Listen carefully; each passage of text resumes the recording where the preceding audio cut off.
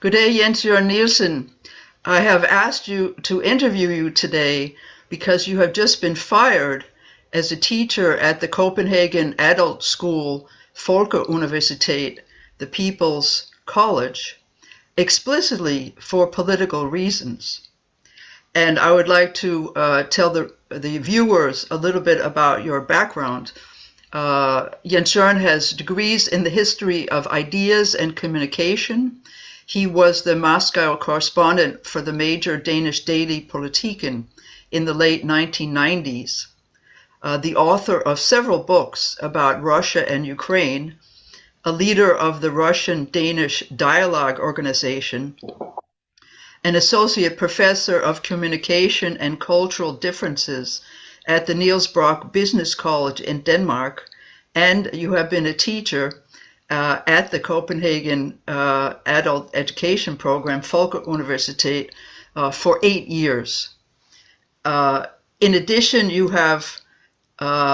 has participated in many media debate programs about Russia and Ukraine. At the end of May 25th, Jens Jørgen was a speaker at the Danish Swedish Schiller Institute conference for a new international security and development architecture, where you spoke about the background to the war between Ukraine and NATO on the one side and Russia on the other side. And you have participated in other Schiller Institute conferences, and I have interviewed you several times. Then on July 14th, Jens Jørgen was prominently put on Ukraine's blacklist as number 3 from the Center for the Combating Disinformation, together with 4 other speakers at the May 25th conference. And there was widespread coverage of this in the major Danish media. In fact, it led to that the Danish parliament conducted an official consultation about the Ukraine list with the Danish Foreign Minister Jeppe Kofod on August 28th. So now, Jens Jørgen, you have been fired from one of your teaching posts for political reasons. You are currently teaching a course about the history of Crimea, which you be allowed to finish, but next year's courses about Russian conservatism and the history of Ukraine have been canceled. Why have you been fired, and what led up to this? Yes, first and foremost, thank you for having me here.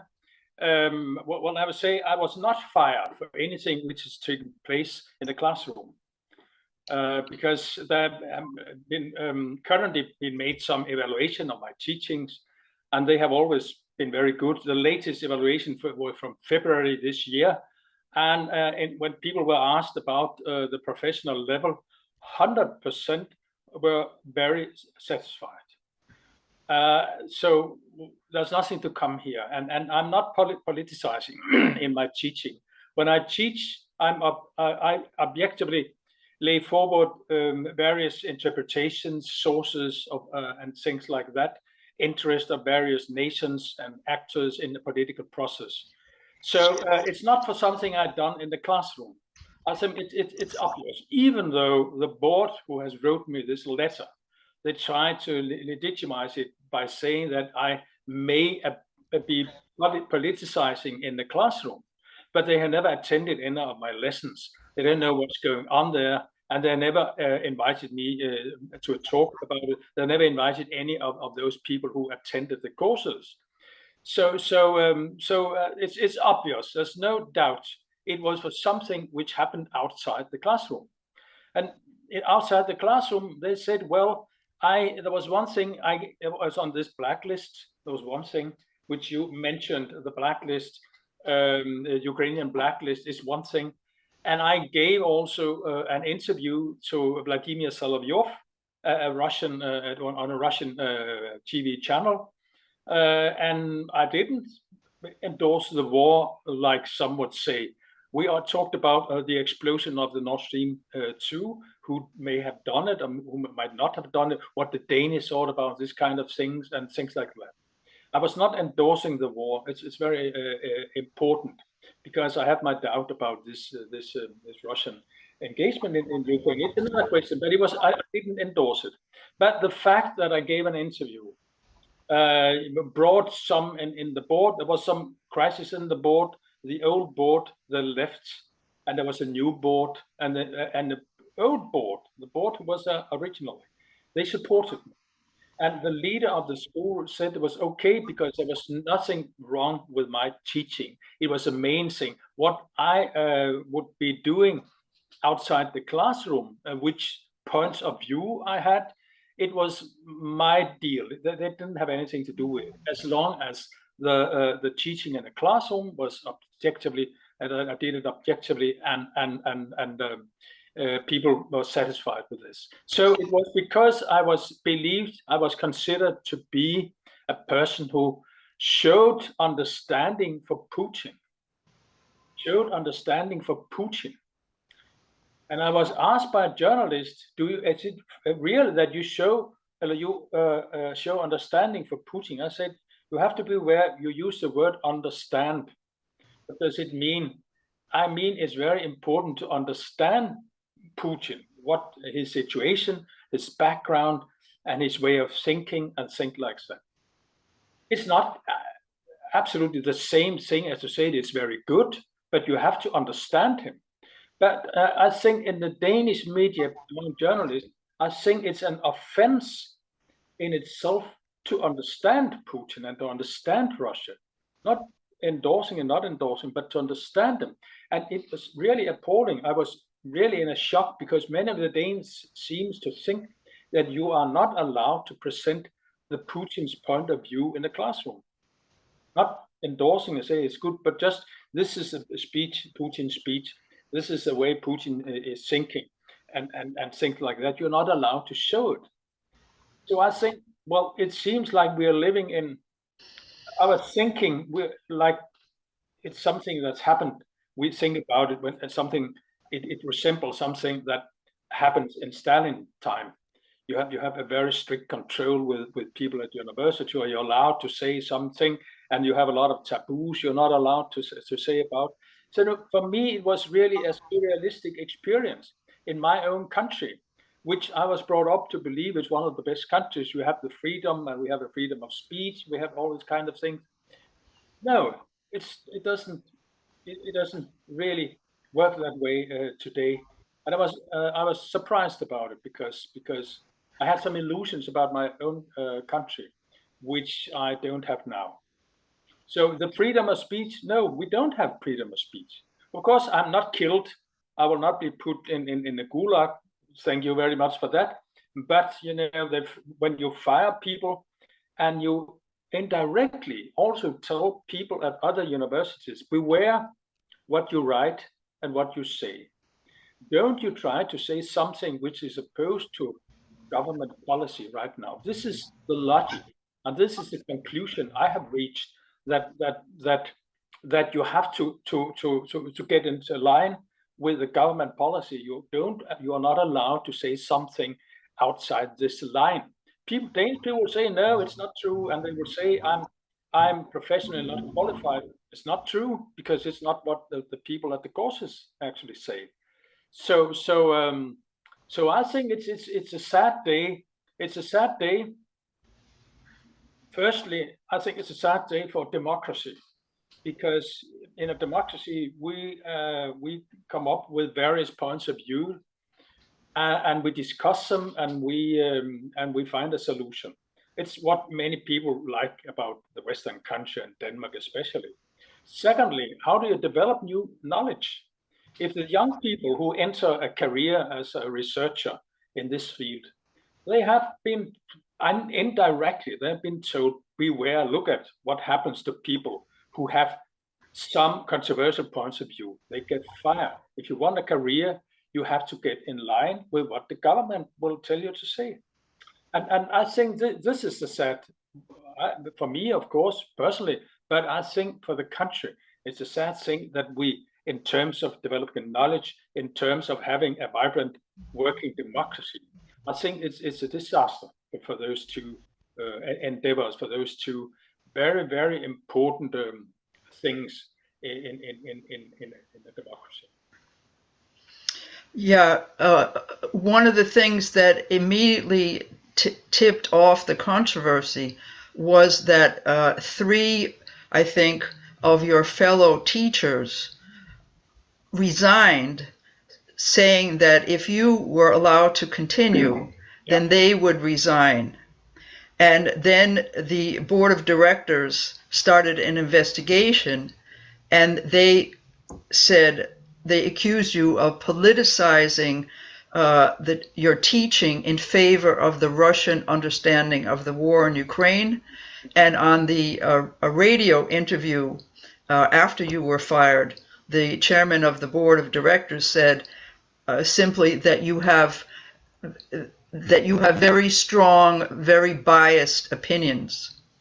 Have you?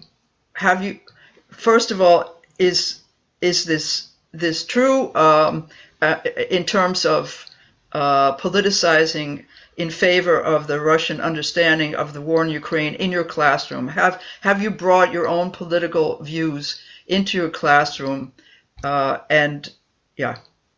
No, of course not, because normally when I start a course, I say that I have my own points of view, of course, but I will work here as a professional historian. I will present them for various interpretations and various viewpoints about this conflict, the situation, because I'm also teaching very ancient history. Crimea, I taught the first 2-3 times. It was from the old age and from the Middle Ages, and you know, it's 2,000 years of history. Well, I mean, it's a little impossible. Putin has not really anything to do with Crimea, you know, 1,000 years ago. I would say it's one thing, and secondly, no, and these people who criticize me, those people are my colleagues who would not want to teach there while I teach there. They have never attended any 1 second of my courses, so you don't know what is going on there. And there was one who also participated in this debate at the radio. He has never read any of my books. He did not understand the interview because he was in Russian with Vladimir Solovyov. So well, I asked, well, very humbly, I asked, okay, on what basis have you made this decision? Because you don't know anything whatsoever about me, apart from what some people will say on Facebook and other social media. So I couldn't but call it a witch hunt. It seems like a kind of a witch hunt because it's as much a witch hunt which we had here in Denmark and Northern Europe 400 years back, where we picked out some women and we killed them because, well, they were probably evil, or we didn't know exactly what, but probably they were evil. I would say that what they were doing, my colleagues, is exactly the same, because they could have come to my courses and they could have made some notes about what's wrong or what was not wrong. At the board of this Open University, they could have invited me to a talk about what's going on, and maybe some of those people, if they could find anyone from my classes who would be able or willing to share their thoughts about what was going on in the classroom. That did nothing of the sort. So it's difficult for me to, well, I was in a debate because it's difficult for me. What are we discussing?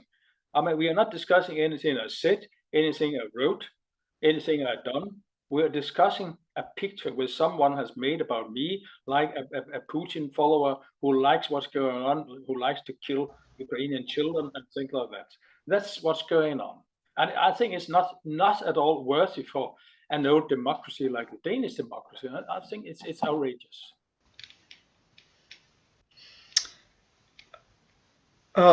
You said that neither you nor any of your students were spoken to by the board of directors. Have any of your students complained that you were politicizing your teaching? And now, after your firing, have any of the students protested against your being fired? Yes, of course, many of the students they have been protesting now, and if you go back, there was one remark the last time in February, but it was an evaluation which was made where there was 100% satisfied with the professional level of the teaching, and 75 and 25 were all in all very satisfied. Very satisfied or satisfied. There was no one who was dissatisfied or less satisfied. But there was one who mentioned that it was a little bit too pro-Putin. There was one among 30 people who made this remark. But it was, I mean, compared to the other 29 or something, I mean, it couldn't by any means be a reason for this. Of course it's not. Because you could also say that it was at the beginning of the war, and actually in the classroom there were several people who were very staunch supporters of Putin. There was a small group, and a small group who very much disliked Putin, and they had some quarrels between them, which has nothing to do with me because I was not part of that. I think that this was the reason why there was one person had this, but I mean. Before that, there hadn't been anything like it, nothing of the sort. There have been several evaluations, and apart from this, there haven't been any at all. And you said that many of your students have written to you protesting your being fired. Yeah. I don't know exactly how many, but many said they would do it. Mm-hmm. How many actually have done it, I'm not quite aware, but I think there will probably be a lot, because that was a shock, because people have been following me for years. Some of those have been there on all my courses, or many of my courses, and they were shocked because they didn't understand it at all. And I run a course also on the history of Ukraine last year, and there were really many participants. And the people said they were in shock because I didn't politicize. I didn't do anything. I put forward some facts and various, because when you're talking about Ukraine, you have very different narratives about what Ukraine is. And even inside Ukraine, you have very different points of view. What constitutes actually a country like Ukraine? I have several Ukrainian friends that have very, very diverging ideas and concept of what is Ukraine, what constitutes Ukraine identity. It's not this simple, unambiguous concept, because it's very controversial what it actually constitutes. It's not that easy. So we had to put forward something. But many of the people who criticize me, they criticize me because I should exactly say what the Western governments and the Ukrainian government say. This is the thing. That I have to exactly say, like the public version of the Ukrainian nationalist government's interpretation of Ukrainian history. But as a historian, I can see a lot of it. It's really, I mean, it's very easy to criticize it because historical facts which run counter to much of Ukrainian way of thinking. Yeah, in that line, the one thing that the board of directors did do, besides referring to this very few evaluations, was that they read one of your books. Yeah. They read your book called Ukraine in the Field of Tension. What did they criticize about your book? They criticized me when I talked about this so-called annexion. And I have discussion about annexion in the book. And excuse me, annexation. Annexation, yeah. Annexation. And I had a discussion in the book because, and first I would say it's a book written 6 years ago. So they're a little late, and there's a lot of things happened since then. But what I would say about it, that was a discussion. What does it mean, annexation? Because yes, I admit also that the Russian troops they went from the path they were allowed to have according to agreement with the Kiev government. It's true. They went from the southern part, from Sevastopol to Simferopol. It's true. But on the other hand, it's a very strange annexation where hardly any bloodshed. There was 2 or 3 by accident which were killed. And there were 21 soldiers in the Ukrainian army. 14,000 went over to the Russian side. So it means that it's a very split country, whatever you may call it.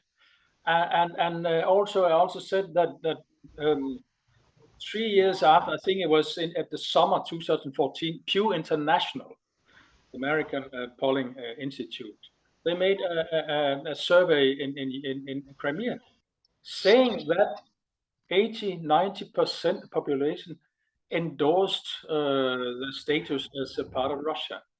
And the same result came, the German GfK, which made the same in 2015. They came to almost the same result. So when the majority of population accepts this transfer from Ukraine to Russia, is it an annexation? I wrote I had a discussion in the book about it, because you can say on the one side, it depends. If you look like that, you can consider it to be annexation, but in other ways, it's not a very typical annexation because of what I've just mentioned. But yes, of course. So they say and they made really a mistake, because they said it shows that I am teaching history of Russia in favor of the Russian war in Ukraine going on right now. So no, it's a book written 6 years back. So they're manipulating things to get it to fit into their own narrative. It's not serious, not at all. I'm open to debate about this. Of course I am, but they are not interested in a debate. I wrote a letter to them, but they haven't, of course, not answered the letter. So I think it's and whatever I wrote 6 years ago, it is not what I'm saying in the classroom. So it's different, because they distort what I wrote. It's one thing, and then they claim that what I wrote at this time I probably used to defend the Russian position at the war this time. So it's fraud. It's not real. It's not definitely not fair. You have said that your case raises an important question. As a teacher at the Folkeuniversitet, don't you have the right to take part in the public debate, even if some may object to your views? What do you think about that more, and why do you participate in the public media debate about Russia and Ukraine? Well, my case seems to prove the fact that if you take part and have some points of view which does not suit the public opinion or does not suit the government, you will lose your livelihood. You will lose your job. So this is what it proves. You can lose your job. I have 2 jobs I've lost because of this. So it's obvious that there are some costs connected to it. It shouldn't be like that, because you have to. I think you should have the work. You should not be fired because of some points of view you have, and you bring up in the public discussion about such a very, very important question as the war going on in Ukraine right now. But it seems as so it's difficult. At any rate, it comes with big costs for those who take place in it. They can be fired. Yeah, there can be a witch hunt against them. There can be a campaign against them and things like this, smearing campaigns and such kind of things. It's taken place here, and also can I understand. I just followed some of my German colleagues. They have been exposed to something like that. Yeah, you liken this to a German word, Berufsverbot. Yeah. What is that? Berufsverbot. It means you have your Beruf. It means your work. And verbot, it means you're blocked, you're fired from, you're not allowed to work there. Of course, we had some years back, in 40, 50 years ago, we had this discussion. Are you allowed to work at university if you have certain points of view? And also at this time, there were people who were fired, some from the right and some from the left, by the way. And we had a discussion where I think it ended at this point. It was, I don't recall precisely, but about it was in the 70s, beginning of the 80s, where we had this discussion. I was very young at this time, and I think it ended up, with the fact that we agreed that you should not be fired because of your public opinions. We had one of the leaders of the Nazi party. He was a teacher at Aalborg University at this time. I knew this guy. I didn't like him, but it's off the mark. But there was a discussion, and actually he was allowed to stay there because there was no complaint about his teaching. He was teaching German language and literature. There was no, but there was a discussion about it. So it's not a new thing. It was not a new thing. We didn't have this discussion for many years. Now it's come back, and it tells. I think it tells that when you have some tension, some conflict, and things like that, our highly valued liberties, they fly away immediately. So it's a thin layer. Our democratic culture is maybe a very thin layer we have here. So I wonder if we get in real war, I think we'll probably lose all our liberties. We can have liberties when you have peace. There's no dangers. When which you have something, you have some tensions. They should prove themselves. These liberties should prove themselves in time of tension. And why is it that you have participated in the debate about Russia and Ukraine in the public media? Yeah, I have. No, why? Well, why? Because why? Because I think, because I'm very dissatisfied with the policy. I think that the policy West are pursuing towards Russia and also Ukraine, I think it's hopeless. I think it's very, very faulty, and it's very dangerous. By the way, I think our attitude is dangerous, not well for Russia, of course, but also for ourselves. I think we're playing with fire. I think we're playing with it's a very dangerous situation, and I think that we have. I think it's the most dangerous situation we have, including the Cuban Missile Crisis, which was 60 years back. So of course I'm driven by this, by the wish not to that Europe should end up in nuclear war, because I know exactly if there will be a nuclear war, Europe will be the first theater which will be hit, and it would have really consequences which we have not seen in the history of mankind ever. We know the potential for nuclear war. We know where it is, and you can be angry at Putin around the clock, but by the end of the day, there's no alternative to have some kind of agreement with Russia, to find some kind of solution. There's no to defeat Russia is stupidity. And I'm not talking, because I feel sorry for Russians. I feel sorry for ourselves. I feel sorry for the Europeans who are following a very short-sighted policy, especially from America, the United States of America. I think Europeans, we should find totally another approach to politics, because Europe is also, it's obvious for everyone now, because it's the sanctions, that Europe is really in the straits, and Europe is, Europe is, is one of the countries which are hit most. Europe is the part of the world which are hit most by the sanctions. It's actually not really Russia. It's Russia to some extent, of course, yeah, but Russia, they can sell their oil anywhere, and we buy the oil. They go to much of the gas and oil from Russia. They go to India, China, and they sail it around the globe, and they end up in Germany 5 times the price. It's stupidity. It's pure stupidity. That's why I engage in the debate.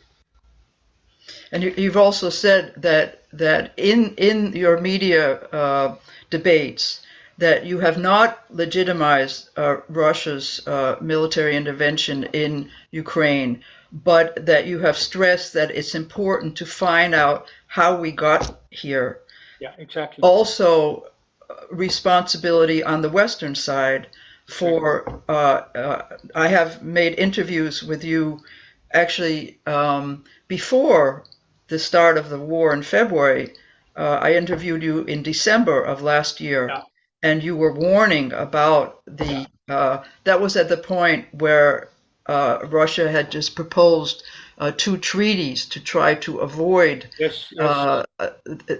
crossing the red lines, their red lines. But you said that that you have participated in the media debate to find out how we got here, and also, as you just said, how can we reach a peaceful solution? Yeah. How can we go over to negotiations? What would that take?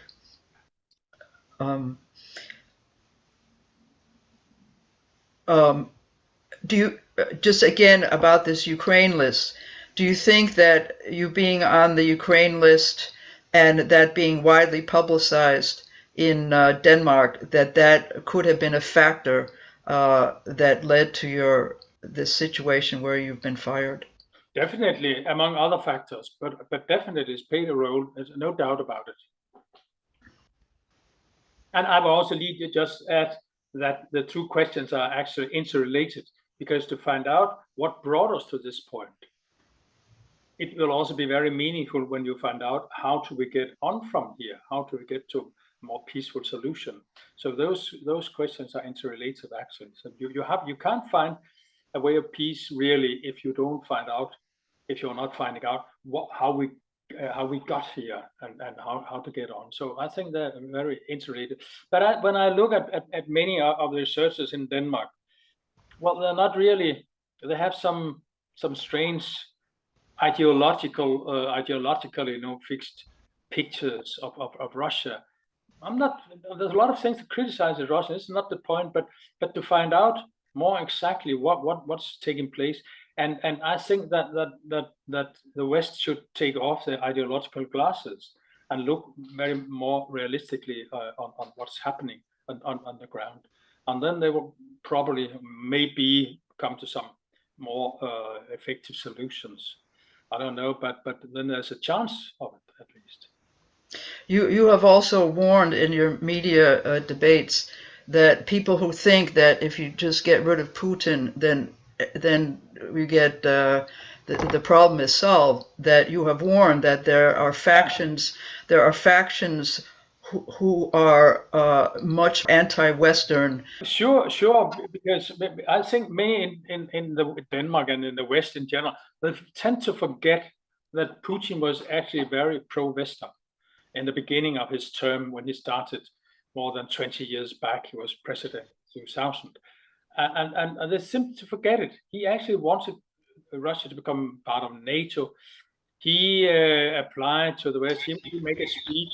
He made a speech in the Bundestag, in the German parliament, and so on and so on, and met with George W. Bush and things like that. Was very good friends with Tony Blair and things like that. There was a hope for the world, but things changed, and I think it's very interesting what changed in those years. And I think there was many steps. It's a little complicated to put it short here, but as a lot of things was the West. I think it was the West's arrogance, and the West said we can do anything without asking Russia. The first thing was the bombing of Serbia in '99 and the extension of NATO and things like that. And secondly was the Iraq war and things like that. So things changed in Russia, and I think it's very important to discuss what happened. And maybe we did something which was, well, which you could criticize, which I think brought about where we are today. But I think our understanding of Russia was not true at this point. I lived in Russia in the 90s, And I talked to the Russians. I had another picture. I knew at this time that Russia will rise again as a superpower, and it was important also to have some kind of confidence in each other, and to get into a more comprehensive cooperation with Russia. It didn't happen for several reasons, and this is what I think is the most interesting thing to discuss today. Why did we end there? And does the West's attitude has anything to do with it? It definitely has, but this is the discussion. I think it's also where many of the discussion they tend to stop today, because the West, many politicians and also people from think tank in the West, they tend to think that our way of thinking is the only way of thinking. There's one way of thinking, and people around the world must and will understand it sooner or later.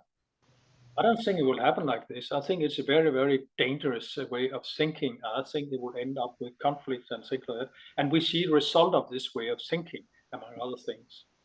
So I think it's important to have at universities, but also among politicians, to have a discussion. Well, where has this American-led world, where has it brought us today? It has brought us to the brink of catastrophe, to the brink of breakdown of a lot of things, to all kinds of things bad. And many of the Russians are aware of this. They look at this way, but many in the West have difficulties to see it, because we have this ideological, we're blindfolded more or less ideologically, and it's dangerous. Just to end up, to conclude, what has to change now on the Western side and also in Russia to make it possible for us to have switch over to peace negotiations to avoid nuclear war? And Sure, and the first thing, to have a ceasefire. And it's interesting. Anyone knows that there had been some steps to make ceasefire in March and April, and it's very interesting who stopped it. It was actually not the Ukrainians in the first place. It was first European Union, and then Boris Johnson from UK, and also Biden. It was the West who stopped it. There were some attempts in Belarus in the first place, and later on in Turkey, Erdogan, he invited Russians and Ukrainians to some talks, and there are still some talks. There's some talks about the export of wheat from Odessa, and they're sitting while we are talking in Istanbul. So, and it was because of Erdogan. There are many people in the West who do not like Erdogan. I'm not very much in love with Erdogan, but this is a it's the most reasonable step which has been taken. It's been taken from Erdogan, because he invited Russia and Ukraine, and well, now maybe it could seem that maybe it's too late. I don't know exactly, but it seems now that the Ukrainian Zelensky now has changed his mind. He wants to go to the end, and that's why he wants to go to where? To the end, as I have a military victory.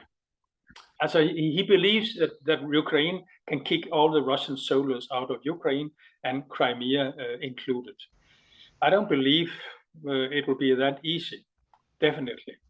So it's probably like, it could get seems, if you look at it a little cynically, it might seem that Americans, they want a war of attrition against Russia. So Russia will be weakened, because the thing that what happens in the 80s was probably, in the beginning of the 80s, was probably that Americans, they made some new armaments, and the Soviet Union could not follow. Eventually, Soviet Union collapsed. And maybe they think the same strategy now, which they had in the 80s with the war of Afghanistan, and also with the armament, that it will break the back of Russia. But it's a very dangerous game they're playing, and I'm definitely not sure it will happen like this time, because Russia and China are allied this time, and Russia has strong allied also in India, Pakistan, and all the Asian countries. Russia has integrated itself into the Asian environment, and I think that it's not a realistic policy from side of the United States and Europe. I think eventually it will be to the detriment. It will be bad. It will be bad for us, definitely. Is there anything else you would like to say to our viewers? Jose, we talked a lot now, Michelle. I think that, no, I think that no, I think it's important to. I think it's important to that there's a voice of dissent. As I said, there are some people who will present some other ways of thinking, because many of us who think like that, we are in a minority right now. But things can change very quickly, and I wouldn't be surprised if it will be some kind of suddenly there will be a situation that where people in the West, people in Europe, and also in America, they will say enough is enough. We can't do any more, because this huge amount of money we're sending to Ukraine. I mean, it's the money which are taken from other projects, infrastructure, education, hospitals, healthcare systems, things like that. So I think that there's a limit to how long time we can continue this war. And I also think it goes for Ukraine, how much can they destroy the country and how much people should be killed. So I think that it's very important that from the West, from maybe European Union, but even though it's hard to imagine, that there should be some voices which will demand that we should have this peace process taking place as fast as possible. Okay, Jens Jørgen, thank you very much, and thank you for your courage in standing up for your views, personal views in the media, and for having a professional attitude towards your teaching, where you have been presenting different viewpoints, and let's see what happens if this decision by the Folkeuniversitet can be rescinded, or what happens. Yeah. Thank you very much. Thank you. My pleasure.